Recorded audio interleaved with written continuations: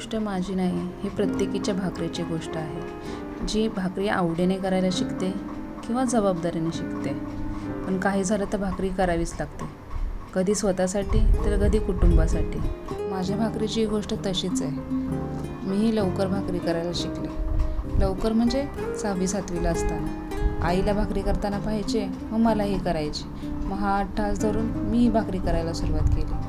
मग काय, सुरुवात पीठ मळण्यापासून असायचं. आईची परात एकदम चकाचक असायची. ती म्हणायची की पीठ मळताना परातीला पीठ लागू द्यायचं नाही, म्हणजे थापताना भाकरी परातीत चिकटत नाही. मी आता ताटात करते, पण आई परातीत करायची. मग काय, तिथून सुरुवात पीठ मळण्यापासून. भाकरीची खरी गंमत पिठातच असते. तुम्ही पीठ ज्या पद्धतीने मळाल त्या पद्धतीने भाकरी होईल. पीठ पातळ झालं तर मग भाकरी तव्यात जाणं अवघड, आणि पीठ घट्ट झालं तर पिठावर हात आपटत बसायचं. एकंदरीत काय, परीक्षाच, पण आवड भारी.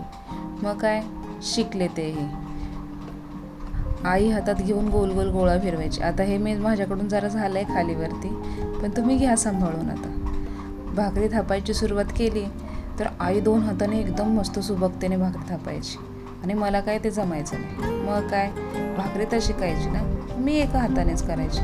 2 हाताने खूप वेळा प्रयत्न केला, पण 2 हाताने भाकरी थापायला घेतली की भाकरीचे 2 तुकडे. मग काय, जसं जमतंय तसं करायचं. हळूहळू शिकले. आता खरी गंमत पुढे होती. भाकरी तव्यात टाकायची कशी. आता एका हाताने जमायची, पण एका हाताने काय व्हायचं की कधी भाकरी तव्याच्या बाहेर जायची, कधी कधी धपकन आवाज यायचा. शक्यतो तेच व्हायचं, आवाज मोठ्यांदा व्हायचा. आई म्हणायची भाकरी हळू टाकावी, आणि मला तर भीती वाटायची.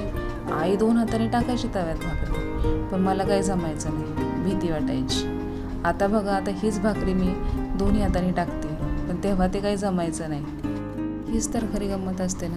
ज्या गोष्टी फार अवघड वाटत असतात ना, त्यानंतर फार सोप्या होऊन जातात, पण शिकेपर्यंत, जमेपर्यंत त्या आभाळा एवढ्या मोठ्या वाटतात. आणि प्रत्येकीच्या भाकरीची अशीच काहीतरी गोष्ट असते. कुणीतरी मजेत शिकलेलं असतं, कुणीतरी भाजून घेतलेलं असतं. मी तर भाकरी येते तरीही खूप वेळा हाताला भाजून घेतले. कधी कधी गडबडीत, कधी कधी चुकून, पण ते होतंच, चालूच राहतं ते.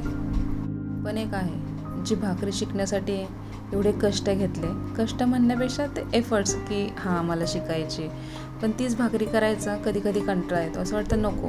मग काय, कुकरच्या 3 शिट्ट्या वाजतात आणि भात ताटात येतो.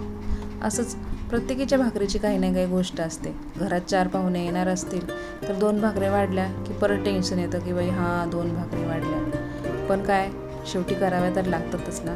अशाच तुमच्या काही गोष्टी असतील तर कमेंटमध्ये शेअर करायला विसरू नका. हां, आणि व्हिडिओ आवडला तर सबस्क्राईब करायला विसरू नका. भेटूया पुढच्या व्हिडिओत एक नवीन पाककृती आणि एक नवीन आठवण. तोपर्यंत थँक्यू.